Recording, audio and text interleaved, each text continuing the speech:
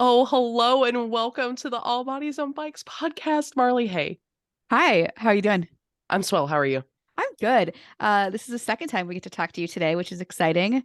We're I know. batching some episodes. Look at us being all productive and stuff. Look at us. I'm gonna nap so hard after this. Oh my gosh, me too. I need to point out the fact because I noticed it earlier. Your shirt matches your glasses, matches your earphones that you're using, Marley, and Oh, that's next level. thank I'm you. proud of you. Actually, I'm on theme today. It's hard to tell because they're clear, um, but they're little butts. And then I'm also wearing my all butts on bike shirt. All butts on bikes. Absolutely. And That's actually, fantastic. little segue. This shirt is available for purchase. Oh, All heck yeah. proceeds go to All Bodies on Bikes. We'll put a link to that in the show notes if you would also like to wear butts on your shirt and gently scandalize people in your life. Oh, that's the bumper sticker from this episode. Gently scandalize people in your life. All right. If there is a track here to be on, let's get on it. We have a special guest with us here today whose name is Ri Ganey. Ri is a photojournalist who specializes in human connections and captivating visual storytelling. As someone who has spent a good portion of their life navigating the overwhelming and isolating and perplexity all the things of chronic illnesses, she puts an emphasis on elevating the stories of folks who don't get the representation and platforms they deserve, and that our society needs to see and hear to remember we are more connected than it seems. So we are so Mm, happy to have Ri with us on this episode today. Ri, how are you doing? I'm good. It's nice to be here with y'all, and I'm so stoked to be on the show. We are exceptionally stoked also to have you with us. So that agreed. works out nice. Rewear Well, or oh my goodness. Okay, we're gonna cut that because I totally just said your name wrong. So, I oh, Rye, This is where are you calling in from? Durango, Colorado. I've lived here for almost 10 years. So Dang. yeah. That's a beautiful area. I got the chance to go out love there Durango. earlier. I guess it was last year. And we'll talk about that a little bit later because that's actually how we Yeah. met. Such a great time. That was a wild day, but we'll get into that. Well, I met you now, just this exact moment. Yeah, So this is like it's happening all it's here. it's happening. Let's just do the formalities of like, oh my gosh, where are you from? Tell me about yourself. Yeah, Maggie, where are you from? I'm from North Carolina. So I'm Okay, a little right. outside of Charlotte. So I'm over here on the other side of the country from you guys. It's fine. It's fine. Yeah, that's amazing. Did you know that there's like a low-key North Carolina to Durango pipeline? Did I? I don't think I did actually. We trade dirt bags all the time. Oh, Mm. okay, Yeah. fantastic. I love that. I want to be on the next trade. Somebody, who do I need to call? Are you in charge of the trades? I would like to be. There's some people Okay. that need to be here. Stat, you're included. 100%. Okay. Thank you. We'll get that worked out. But yeah, tell us about yourself. Yeah. So as was mentioned, am a photojournalist. I've been doing that since I was in like high school, even younger, really. But like the first time that I was like, I'm a photojournalist was in high school. Um, and I'm from Texas slash the South. The reason I say the South is because I've got family just like scattered all across the deep South. And so I have childhood memories from Florida and Southern Georgia and South Carolina and Texas and Oklahoma, um, and many, many road trips and plane trips back and forth between the areas, which has definitely resulted in a very interesting upbringing for myself. Um, just because I was like among the ranks of poverty in the deep South and a product of a cattle and ranching family in Texas. And so it's just this like entire culture shift, my entire childhood, just back and forth. And so I took up photography because how else are you going to understand such a complex upbringing with so many different Yeah. personalities? For sure. Dang. That's pretty cool. What part of Texas? Um, my family is from Wichita Falls, Almy Okay. area, which is considered north central Texas. So you have your panhandle, but we're like not the panhandle, we're like the edge of the North Pan is where Wichita Falls is from. That's a great way to describe that.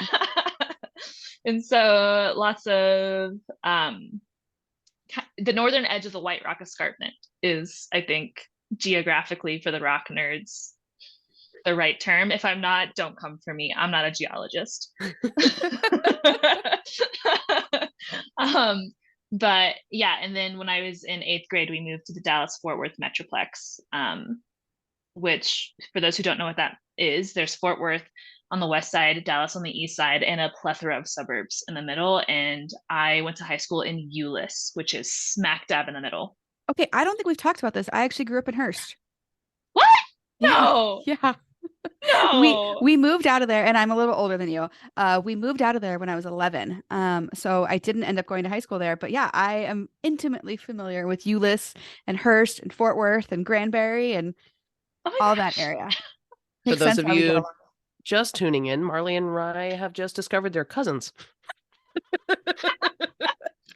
Okay, to be fair, the DFW Metroplex is gigantic, and I recently drove through there.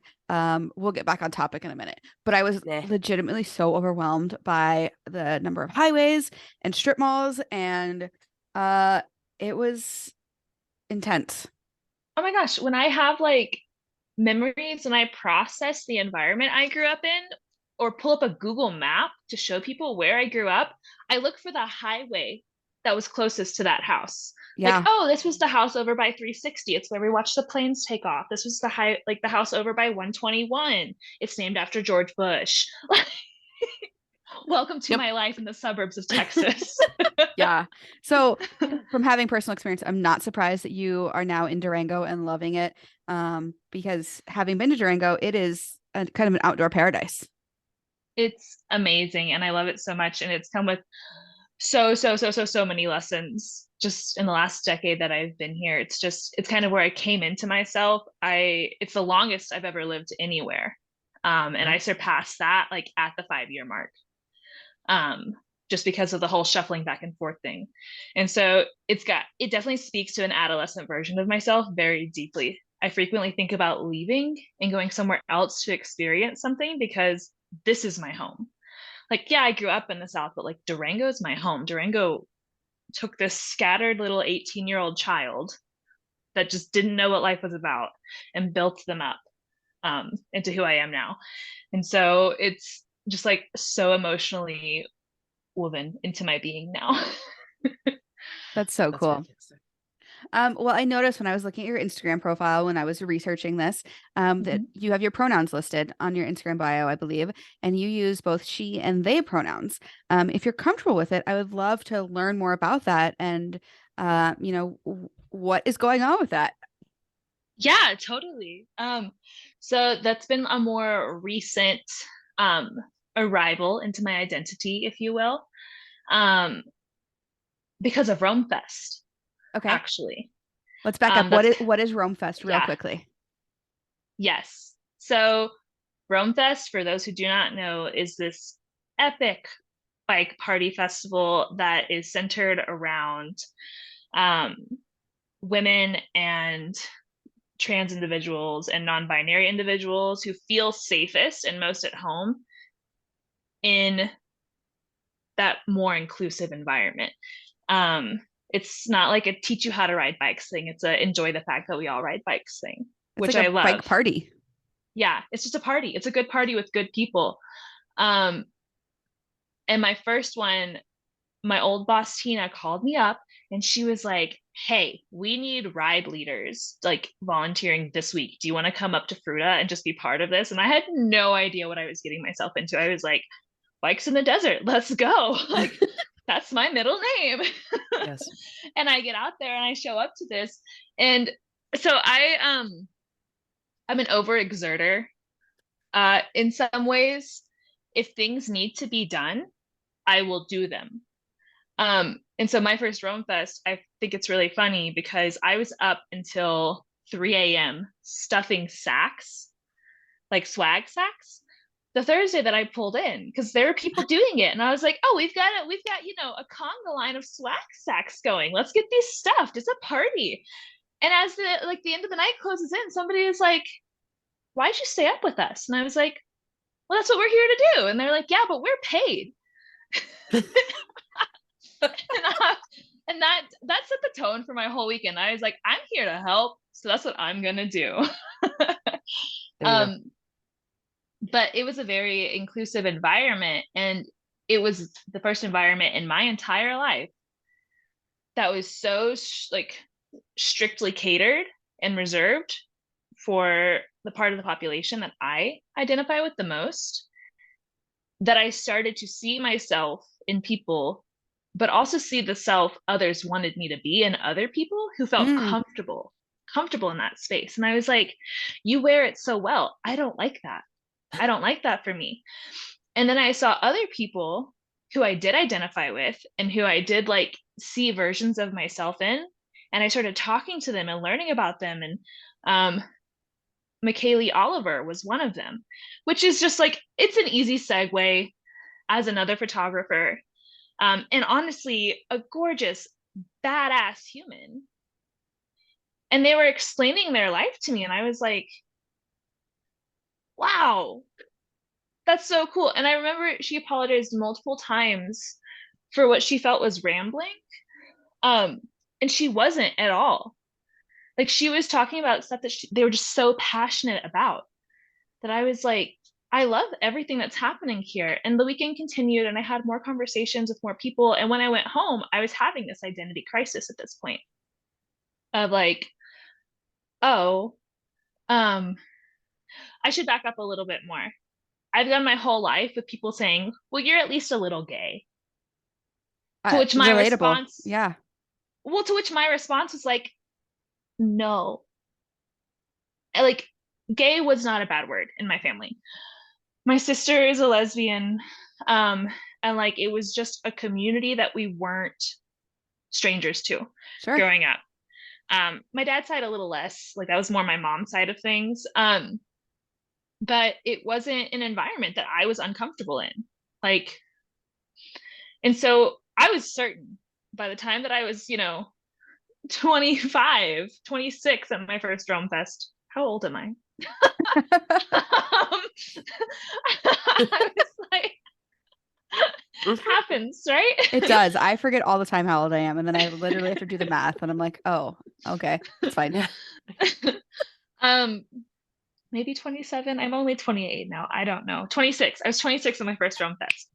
Boom. Got it. So after 26 years of living in an LGBTQ friendly environment, I was like, no, I'm not gay.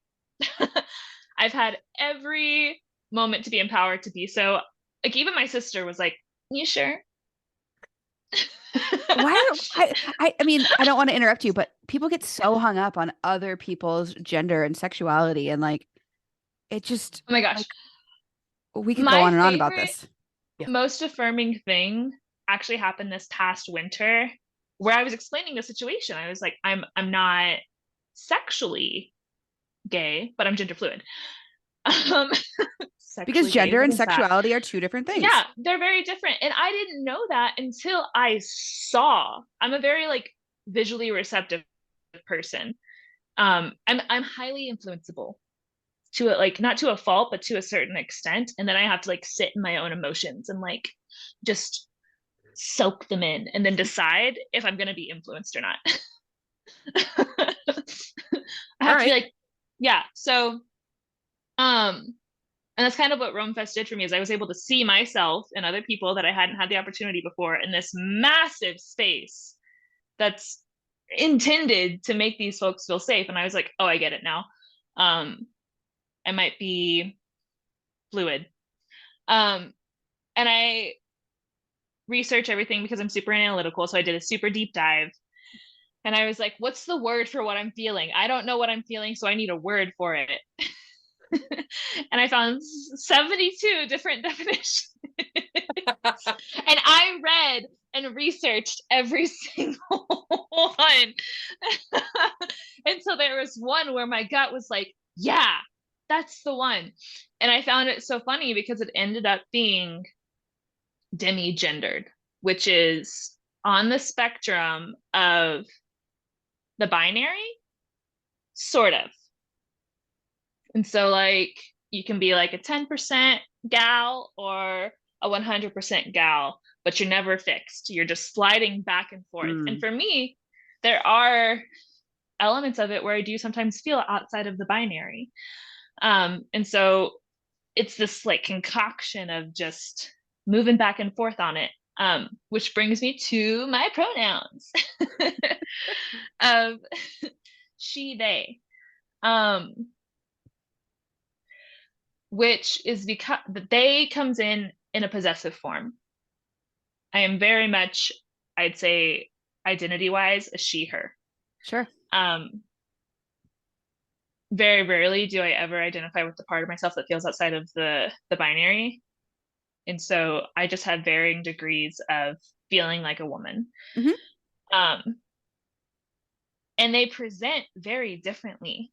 I do have a very androgynous side of myself, and I have a very like sparkles and unicorns and tutus and like a woo girl. Like my 100% female is just a 12-year-old girl. Woo! Okay. Yes. That's what it is. Like I'm just like sparkles, bitch. Can I say that? Oh my yes. God. No, please. Please say sparkles, bitch. Actually, yeah, that actually you to say that. That might be the title of the episode. We'll see if I'm allowed to do that. Anyway, please continue. And so when I was deciding if being demigendered was going to change how I used my pronouns, essentially, I started thinking about what I already do for myself. And as a creative business owner, I regularly refer to things that come out of my creative treasure chest. Oh, I like that. As we. Like, we've done this. We've created this. Like, I've already been referring to myself as a they. Sure. Mostly in terms of like my art. And I was like, oh, then yeah, they is going to be part of my pronouns because I use it. And I've been using it. I've been like acknowledging these facets of myself without even realizing. Because I remember when I was younger, I'd be like, why do I always say we as if it's a collective? Nobody else is doing this. I'm doing this. Like me, say I. And I'm like, no, it's we. And it's because my emotions and the way that I express myself, 5,000% way ahead of my brain at any given moment. Yep. All the time. That's like, which I don't know if you're a human design fan or not. I'm an astrology junkie. I love it. It gives me depth. What's your sign? I'm a Sagittarius, but I'm a Pisces rising and a Gemini moon. Okay. That's how much I'm into it. I'm like, It's funny. I've looked those things up multiple times and I can only remember that I'm a Gemini with like some Leo in there, but that's all I know. And like you say Sagittarius, I'm like, I don't know what that means because I only care about myself, which is not true. Sassy, sparkly bitch. Oh my gosh. Yep. But yeah.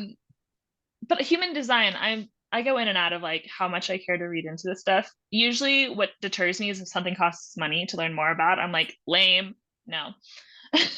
Yeah. Or like if you have to give them your email address to keep reading the article, that's usually like, my cutoff. I'm done here. Thank you. But my human design does say that if I'm living in alignment with myself, I'm like living in my emotions, which at first I was like, that's dumb. Who would do that? And I've known what my human design is for like a year now. And I'm like, oh my gosh, I get it.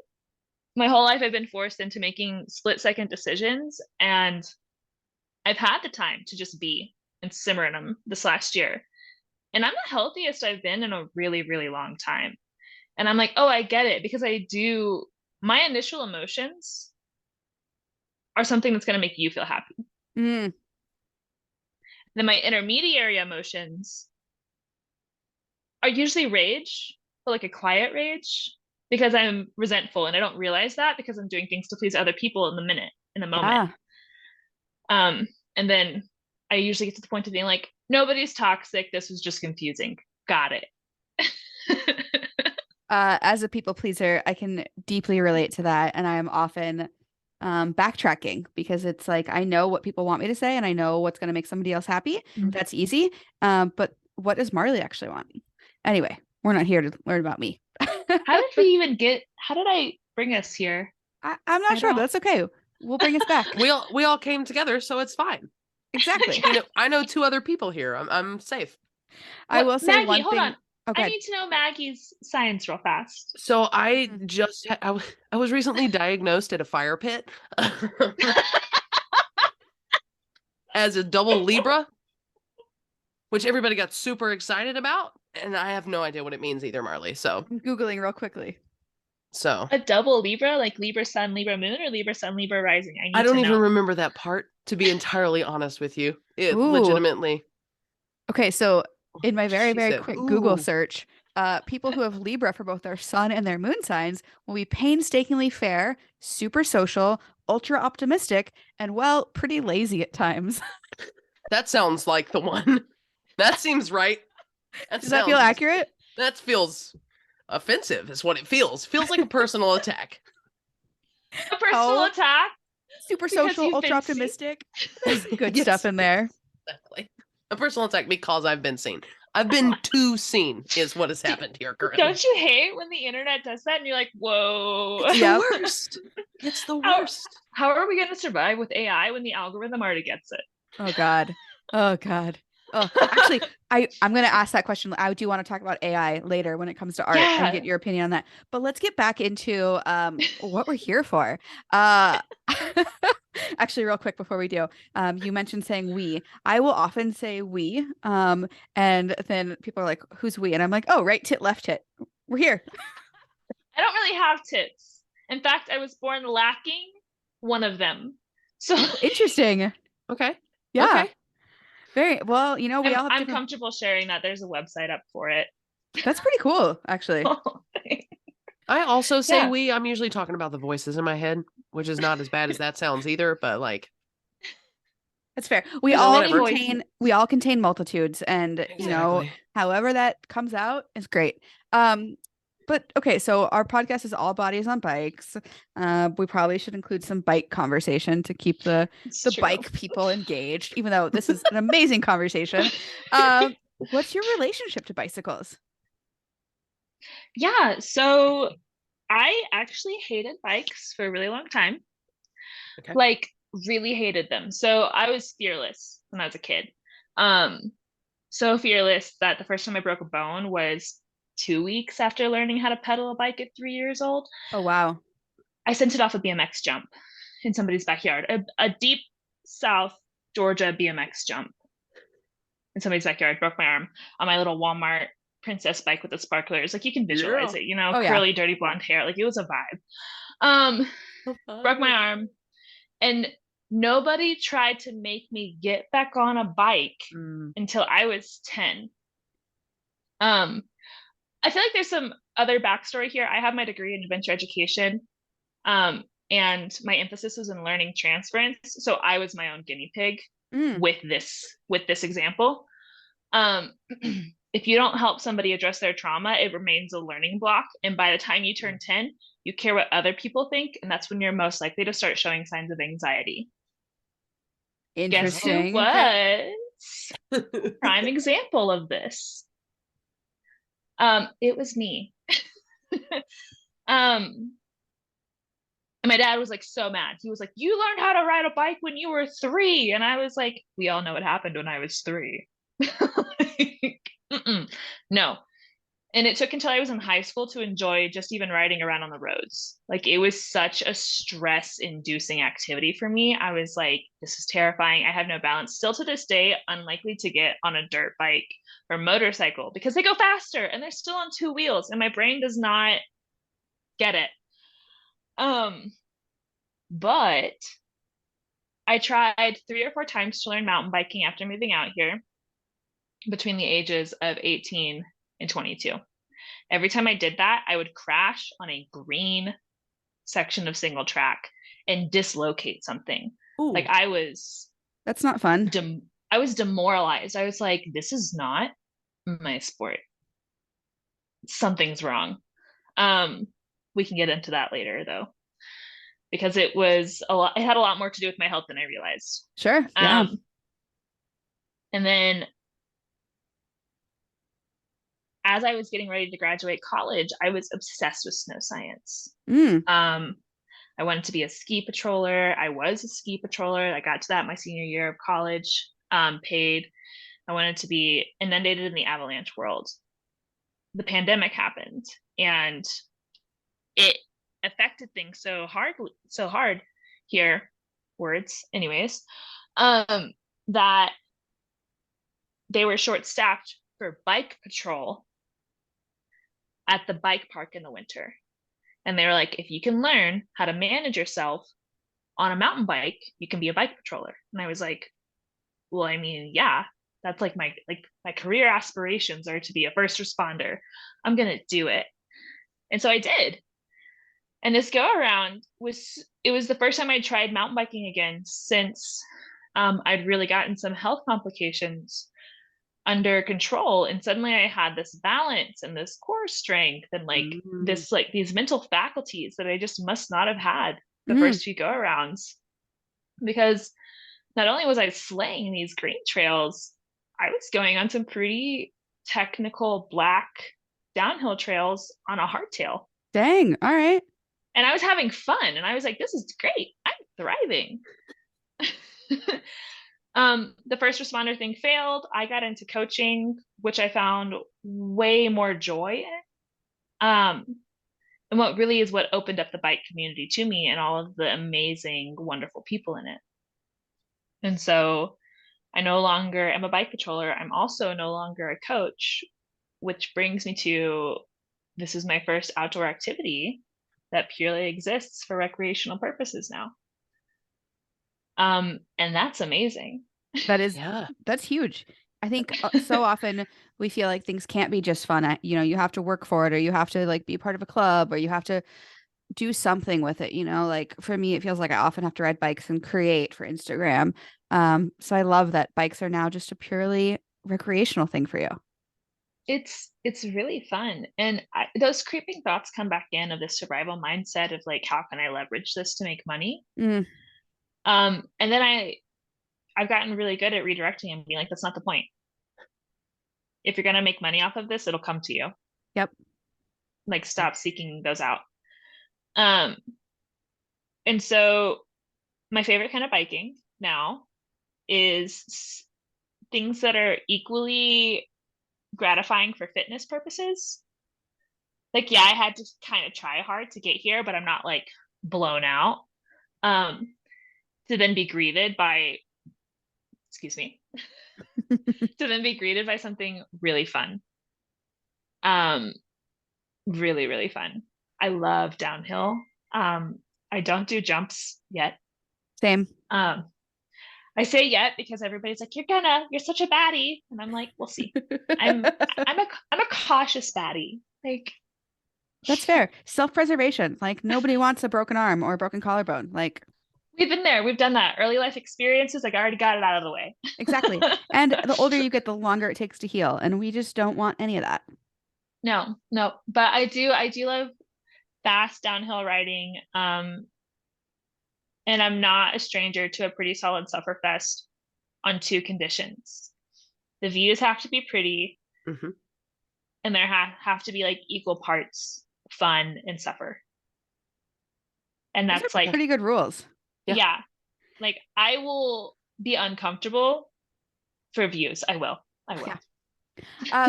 Speaking of, probably the best trail I've ever ridden, or this could have been because of the drugs that I took that day, but it was actually in Durango, coming down off of, what is it, like Mesa, not Mesa Verde, but wherever we were at.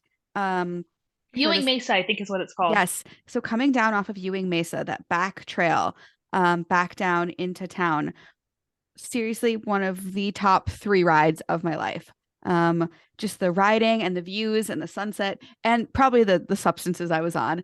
I honestly believed in God. Like that's like the closest I've gotten to like, wow, there is something amazing going on here. Have you ever ridden that trail? The one that comes down from Ewing Mesa, probably one of them. There's multiple and it's relatively new. And we're going to have to check how many of them are sanctioned since it's a new park. Gotcha. So maybe I shouldn't have been on that trail, but that's okay. It was a great ride, and it was just like the icing on the cake to a perfect day, which we'll talk about. Actually, let's talk about it now. We'll Yeah. talk about, health and autoimmune here in a minute. But you and I met at Single Speed Cyclocross World Championships. Which was an absolutely wild day. We'll include a link to your photo gallery. You took some of the best photos from that day. And one of the things that I loved is you actually featured the women. So many of the media outlets that were there didn't cover the women at all. It was like, oh, cool, there's a dude race, and that's it. So A, thank you for covering the women. And B, I am so curious with everything that was going on that weekend. What is your camera drawn to? Like, what do you want? Like, what catches your attention with a million things happening? I feel like I'm constantly searching for the segue between underrepresentation and importance. And like what's relatable to a lot of people and what's also going to change this person's day if they get to see themselves doing it. Mm. So that's like the empath side that goes into it. Analytically, I am a sucker for color and emotion. I didn't know this about myself until really recently. If I have the opportunity to very low effort make something monotoned, I apparently will. Okay. Or is monotoned? Yeah, monochromatic. Which I didn't know about myself until I started doing commercial shoots more regularly, and then I was like, oh, I really like it's nice. I like it. And for us, non-aware, what does monochromatic mean? Is it like, like sepia tone or like black and white or? No, so monochromatic is, oh my gosh, now I'm second guessing myself. So fun if I'm using the right word. I do this all the time. Monochromatic, I'm fairly certain is the appropriate term if it falls within, like it would be like a range of yellows. Gotcha. Okay. Yeah. A range of blues. Okay. Is that monotoned or is that monochromatic? It's monochromatic because I was looking it up because I was trying to decide. Yeah. Okay. I'm a sucker for monochromatic. Same, honestly. It's just really nice. Yeah. And it's like clean and simple, but which is weird because I wouldn't consider my style clean and simple in any like level. I'm a very like rugged, gritty, like I like to capture the gritty emotions, turn around and make them look nostalgic and dreamy. Mm-hmm. That's what I love to do. So cool. Yeah. And I feel like you can really see that come through your portraits. There's just like this light that's emanating. And I love your photos. I'm just fangirling here for a minute. But let's get back to, so in your intro, you talked about, the multiple complexities, and I forget exactly what word you used, but about kind of health and or autoimmune syndromes. Let's dig into that. What does that mean for you? yeah, so I have a range of autoimmune activities going on in my body.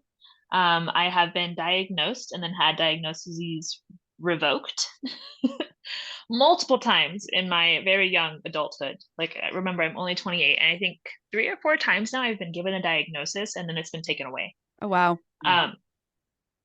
Because it's all based on, hard metric data. But autoimmune conditions are not hard data. They are slithery little snakes that are just making life confusing and weird. My mom, my biological mother, has tons. I think she has something to the tune of 15 Wow. autoimmune diseases. And most autoimmune diseases are genetic, either because of the certain part of your DNA that has to be activated, Or they're finding out too that there can be a predisposition because of like epigenetics and therefore trauma.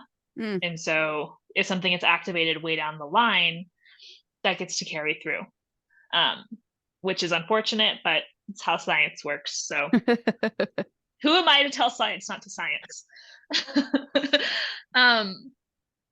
But basically, I don't have a solid, I'm going to call it a mother disease. Sure. I don't really know what else to like call Like them an right overarching now. diagnosis. So I was diagnosed with asthma at 16. I've had a positive rheumatoid factor for going on about 2 years now. And I'll explain what all this means here in a second. I have Raynaud's, and I have so many food allergies and intolerances that it's honestly kind of ridiculous.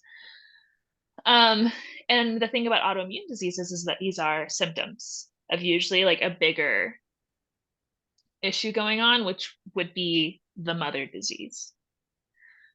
Things like this tend to be like lupus, Hashimoto's. Rheumatoid arthritis can be one, but with the diseases that I know are genetic in my family, rheumatoid arthritis is often a symptom. It's like a comorbidity that develops because of the other stuff. And so I've been in this nifty little mystery bracket for coming up on just shy of a decade. Wow. Where my doctor acknowledges that autoimmune activity is going on in my body. A few blood tests will corroborate that, but no blood tests are definite enough to retain a diagnosis. And so that is really mentally challenging because I gaslight myself all the time. I've literally straight up made myself violently ill from eating food because if I don't have a diagnosis, if I'm not sick, I should be able to eat whatever I want. Sure. I'm a foodie, so I feel strongly about that. No, I cannot eat whatever I want. Otherwise, you're on the floor of an Airbnb seeing tacos, and you don't really want that. No. It's not a good time. And so it's added this extra layer to my life of having to be hyper self-aware, and operating on a spoon system. Do y'all know what spoons are? I do, and I love that philosophy, but please tell us more. So I don't know where it came from initially. Like, I don't know the origins of the spoon system, but the spoon system is essentially everybody is given 10 spoons at the start of their day, at the start of each day. And if you are a healthy person and you don't deal with mental health issues, physical health issues, and you don't have to deal with systemic oppression, like basically anything that requires extra steps, your spoons go further. And then if you have an illness and or a forced,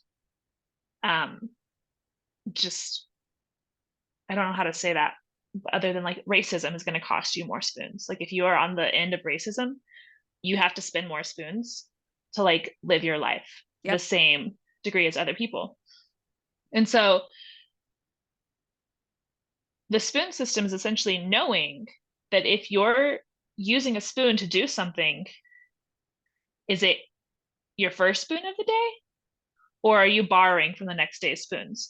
So, and things that make you happy can like salvage your spoons. So if you're on one spoon and something takes 4 spoons, but it is like, it fills your cup, you can do that activity.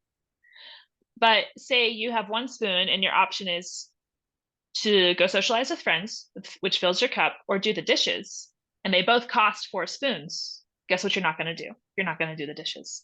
Yeah. And so it's kind of like that. And it's been changing mindsets, changing priorities, shifting viewpoints, worldviews, perspectives on what would an undisciplined me use my spoons on, and how do I better know how to use my spoons to be healthy, happy, and successful in life. Yep. As a professional athlete, quote unquote, but somebody who goes to these events and has to be on, I have found that mindset to be incredibly helpful of, I've got 4 days at, let's say, Unbound or Sea Otter, Mm-hmm. whatever, you name it. And I know that, a bunch of these spoons are going to be taken up by the actual ride itself.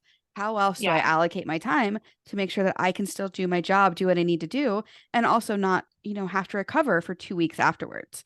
Because I don't know about you, but for me, that's a big mindset of like, I can go do this thing, but then I'm going to be in bed for 2 days. And Yeah. I don't know if I have any autoimmune disease. I have suspicions. I've never been diagnosed, but a lot of the things that you're saying resonate a lot. Well, it's hard, especially because with autoimmune diseases, the main thing is that your immune system is overactive and overcompensating for something and making mistakes in the process. And so I feel like it makes people go crazy, because if you are actively trying to get ahead of what you don't even know is there, you do feel like you're weaving in and out of it and that you're Mhm. losing your mind. Like, I have severely altered my diet for absolute gold, and like the results have been golden. It has absolutely been worth it and has given me back some semblance of a normal functional life. Um, which is probably what has prolonged a definite diagnosis, is because I'm ahead of it, and Yeah. Western medicine doesn't create space to acknowledge when people have used nutrition to get ahead of something. And I say this very cautiously, and you know your own body best, because changing your diet isn't gonna fix the problem for everybody. If you are doing your best and things are still hard, own that. Yeah. Like, don't try to prove yourself. But for me, I wasn't taking care of my body the best way I could. I figured out how, and it was a game changer for me. And it has prolonged, um, definitely a more severe degree. It has put off a more severe degree of disability, because I do consider myself disabled, which took a long time to admit. Yeah. Um, Well, let's talk about like your day to day. How have you had to change things? Is it workload? Is it sleep? You obviously talked about food. But as mhm. a storyteller, as a photographer, as a cyclist, how does it impact your day to day? Yeah, so it looks a lot like, I call it a departure from the self. Um, because I'm still pretty young, so I'm still in tune with, young and idyllic ideas and dreams and realities that I would love to feed into. And so a departure from myself looks like knowing that it does me no good to want to go on this mountain bike ride when I know that it doesn't serve me. And so I wear this thing called a Whoop, WHOOP. It's a heart rate variability tracker and health tracker, and it has become one of the most validating things in my life, because it tells me day over day how much I've recovered, which I think it's become one of the new main staples in how I dictate my day-to-day life. Because Mm, I will say, as somebody with ADHD, I'm scattered and impulsive, and at times appear undisciplined and lazy. And then when you like throw in being completely exhausted and fatigued from an autoimmune disease, it can be hard, even within myself, to determine which one of those I'm struggling with. And now that I have my Whoop, I'm like, I don't want to go on this mountain bike ride. And I'll convince myself that it's because I'm in a low recovery day. And then mm. I'll look at my Whoop and I'll be like, oh, I'm not. And then it's opened up this entire other world for me to focus on what I want to work on. And so I feel like I'm getting really rambly and scattered Well, when I let me talk ask you a about quick question this. about that. Yeah. So as you like, if your Whoop says, hey, you're actually having a great day, how do you make the decision if you're going to go ride or not? Do you say like, okay, my data says this, but my body's telling me this thing? How do you make that decision? Yeah. So I'll do a body scan and check in with myself on why I don't want to go ride. I'd say that most of the times, if my recovery is really good and mentally I'm like, I don't want to go ride, it's probably because in the past 3 days I've had a low recovery day. Mm, And I'm still in the mindset of feeling like bleh, or maybe my body does not feel good. Lack of movement is so to my detriment all Mhm. of the time. Um, in fact, my Whoop has helped me notice that if I have 3 hard days of activity and 3 days of or not or 3 days of inactivity, they will result in the same low recovery rate at the end of those 3 days, Mm. which I find fascinating. And then I have to move and my body's happy again. Yeah. It's funny. So we were having a conversation with Ellen Noble this morning, who also, Yeah. she has Hashimoto's disease. And we were talking about exactly that. Even just a 20-minute walk can totally Mhm. reset everything. And it makes me feel like I need to go walk. I've been sitting all day long. It But makes a huge difference. yeah. And so often we think about movement as like, oh, I have to sweat. My heart rate has to be at certain. No, like just move your body. It feels good for everybody, regardless of what that movement is. Yeah. So I would say that intentional movement is a really big part of how I deal with that. So I'm really conscientious about what I eat. I'm on what's called the paleo autoimmune diet. Okay. And so I don't eat grains really. I don't eat beans. I can't eat tomatoes or corn. Corn's a grain, but I can't eat tomatoes. Um, and Like I a basically, nightshade, basically. yeah. So for instance, I can't have jalapenos every day for a meal, but jalapenos have a lesser effect on me than tomatoes. So if I want to have jalapenos on a bunless burger, I can send it and just know that jalapenos are off the table for the next few days. Interesting. Okay. Um, yeah, and it's all about knowing what your body's going to react to and for how long that reaction is going to last and to what degree. And there's just some stuff that like I'll probably never be able to eat tomatoes again. I don't know, Yeah. but I have not successfully reintroduced them after 4 years, and so I assume that I won't be able to. Um, and then sleep. I have to hit a sweet spot on sleep. Oversleeping has the same effect as inactivity on me. Okay. And so if I sleep more than 10 hours, even 9 hours, if I sleep more than 9 hours and I don't need that sleep to recover from something, I feel like trash. I do not feel good. And the other side of that window is if I get less than 6.5, I don't feel good. So six and a Wow. half to like 8, right on the right on the money for what science tells you to get. But yeah, it's constantly carrying the weight of knowing my own stats in my head. Mm, yeah. Um, I don't know. I just want to commend you for being so in tune with that. Cause I think I'm 36, almost 37, and I'm just now figuring this out. You're almost a full decade younger than me. And I just think about, if I would have paid attention to what my body was telling me 10 years ago, 15 years ago, uh, I think a lot of the hardship that I've struggled with could have been avoided. Um, but let's switch gears a little bit, if that's okay with you. yeah, Okay. yeah. I answer your question? Did You I? did. You did a great job. And thank you for being so vulnerable and so open. Yeah. We've gotten requests to interview folks with autoimmune disorders or syndromes. And I think you talk about it so eloquently. And I think a lot of folks are going to hear themselves in your story. So thank you for Can sharing. I actually add one more thing? Please. Um, Only because this has come up in conversation with folks here, um, who say that I give off this aura of like, how could you ever be sick? You do all of these cool things. Um, and the reason I bring that up is because keyword is invisible. Hmm. And I'm a generally optimistic person. Um, and so oftentimes, if you don't know that somebody's sick and you just say, oh, you don't seem sick, it almost feels like you don't see them. Mm-hmm. Because if you do see them, you see it. Like my friends get it. If I'm in a bad mood, I'm not in a bad mood. I'm out of spoons. Yeah. Um, and it's just like it's not their responsibility to know all of the time, all of the things about all of the people. Like I do have self accountability in that regard. But invisible illness isn't as invisible as people want to believe it is. Mm-hmm. The signs are all there. And so when people say that I look like I'm such a competent, healthy athlete, all that plays through my head is you should have seen me 10 years ago. Yeah. And Like, what sacrifices did you have to make to be able to appear that way today? yeah, exactly. Exactly. Yeah. So it's not invisible. Yeah. It's just not surface level. So I just wanted to add that. Thank you. I'm gonna do a weird thing that can get cut later.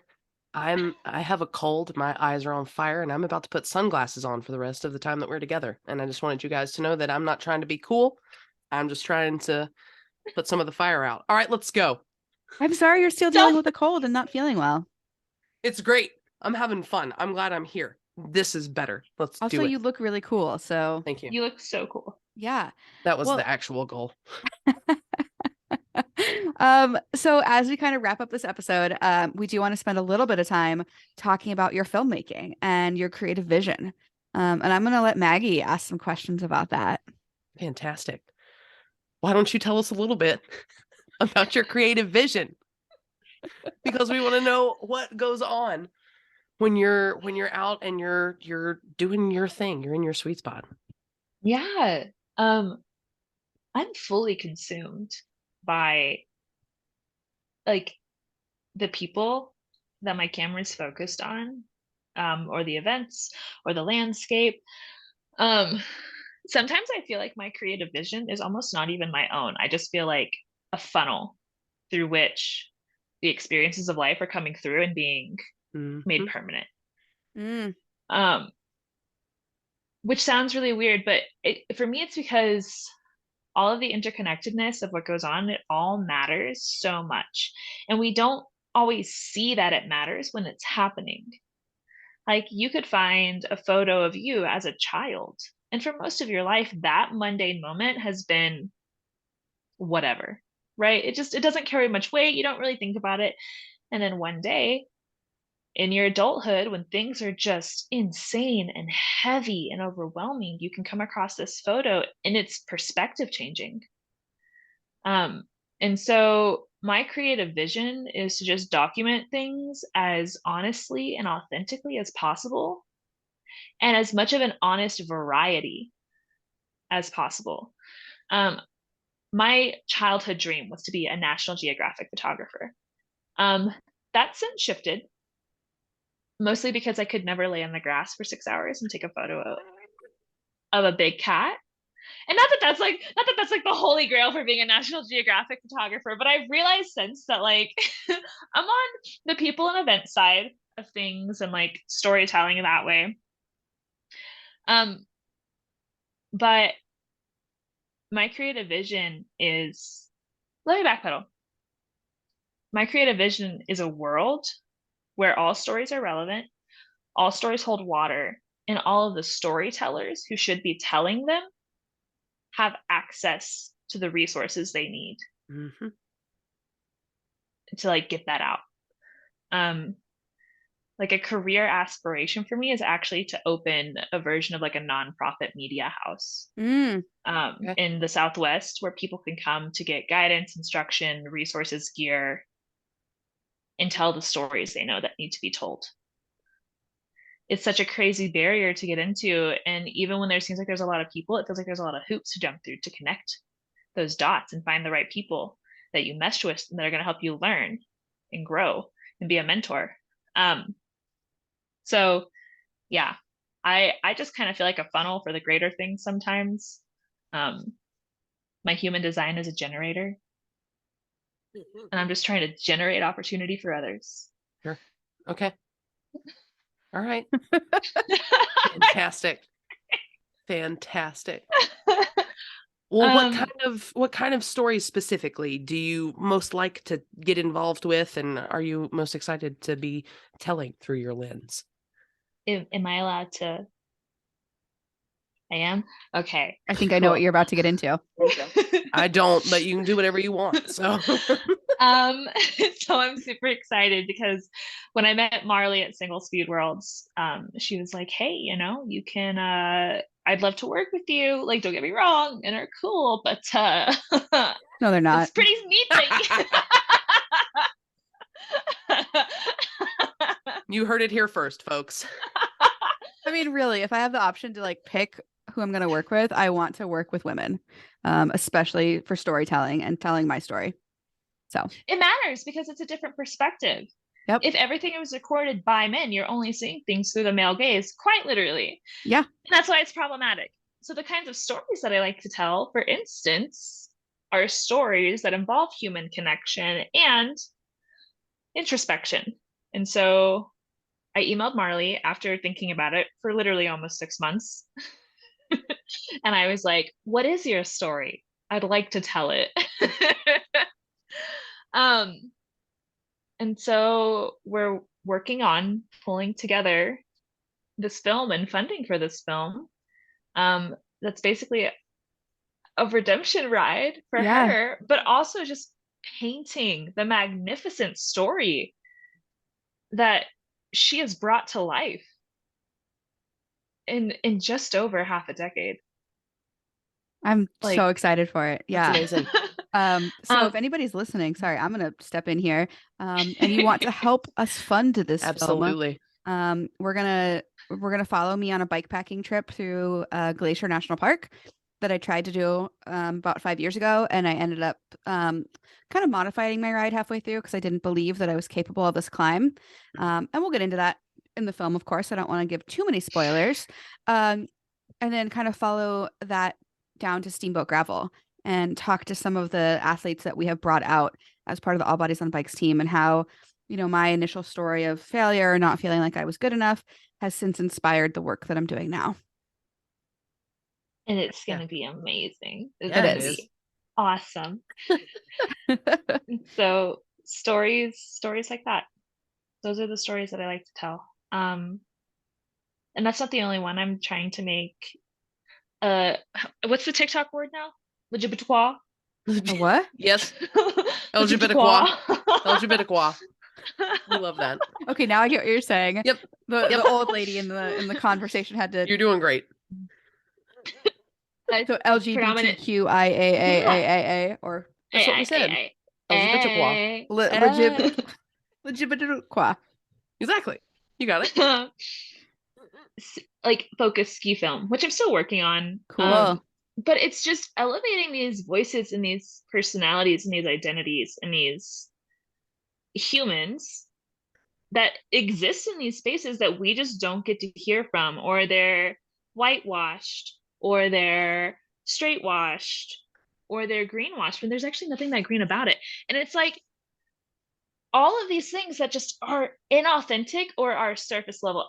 I as somebody who is in the thick of it in the outdoor industry, has come in and out of it multiple times on multiple varying degrees, I'm sick of how surface level things are. The level of just feigned grit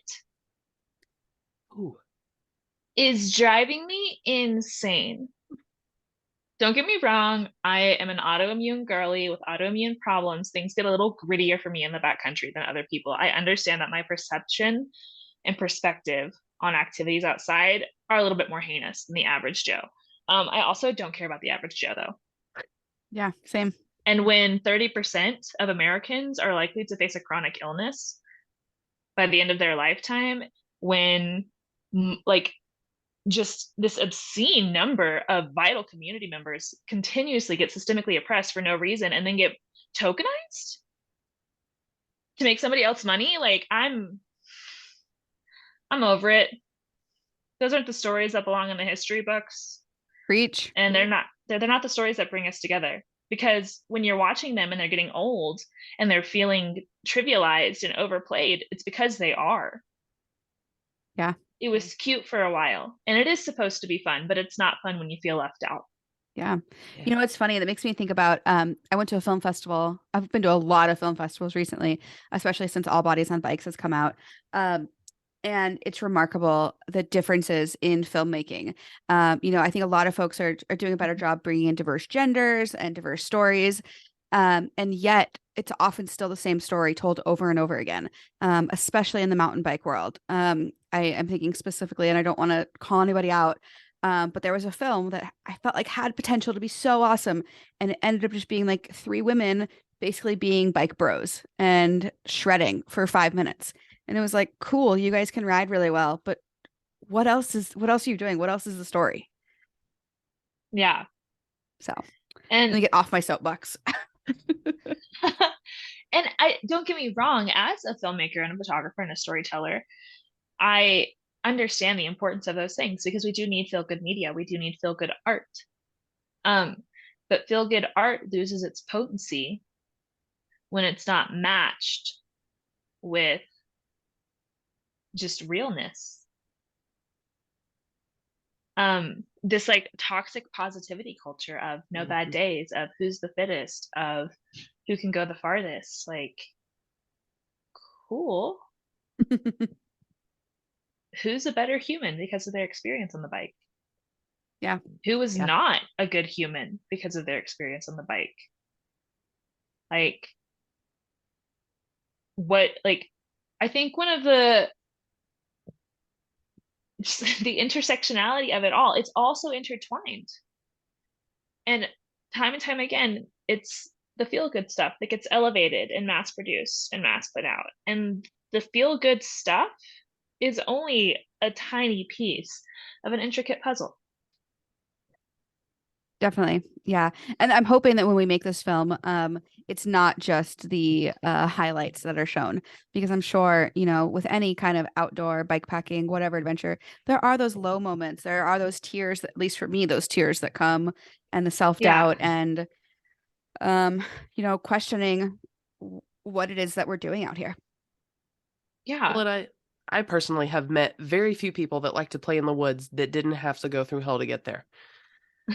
And so it's not the peak moments aren't even the good moments. It's just like with every step, I'm like, oh my gosh, I'm still taking steps. Yep. There was a time Yeah. when I didn't think that was going to happen. Let's Yeah. go. Totally. Oh my gosh. Well, Ri, this has been such a wide-ranging conversation and insightful, and I'm just so grateful to have met you out there at Single Speed Worlds. So as we close out, we have two questions that we ask every single guest. I'm gonna ask the first one, and no, actually, I'm gonna make Maggie ask the first one, just to mess things up a Yeah. little bit. Great. I'm just going to go ahead and ask the first one then. Your perfect ideal day on the bike. What does that look like? Oh my gosh. My perfect ideal day on the bike, I think, would be